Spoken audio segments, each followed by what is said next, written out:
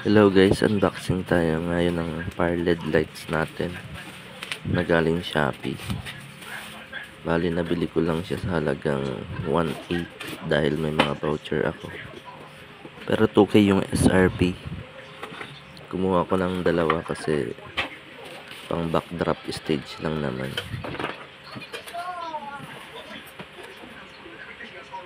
Bali ayun, LP007H Plus.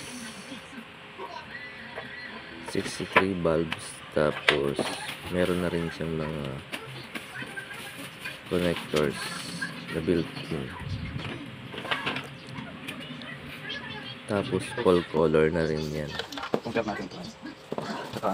Pag sinabing full color, bali lahat ng kulay meron sa isang bulb.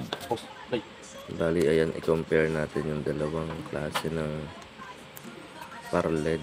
Yung bago ko LP07H Plus, yung luma LP001H Plus. Yung nasa kaliwa pala, yan yung LP007H Plus. Yung nasa kanan LP001H Plus. Bali kayo na humusga guys kung alin ang mas malakas. Pero para sa akin, medyo mas malakas yung LP007.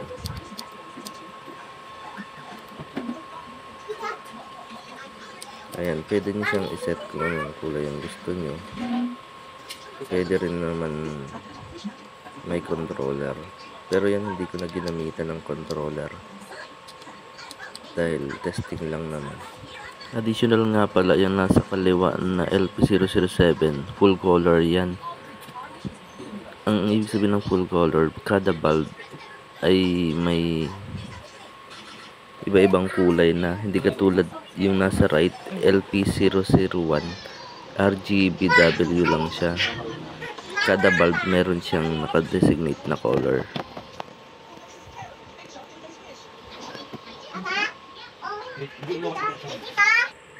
LP001. Yan siya. Ayan siya. Pag malapitan, hindi masyadong kita kung anong mas malakas.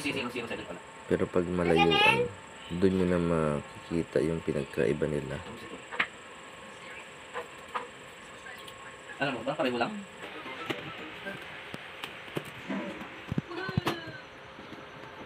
Ayan, unbox muna natin yung isa.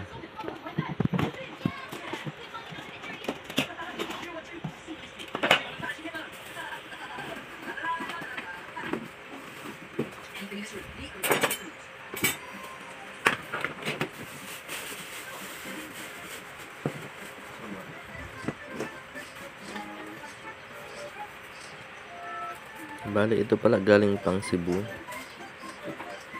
Ayan, 63 bulbs. Tapos safe naman yung packaging niya kasi may mga foam dyan sa ilalim.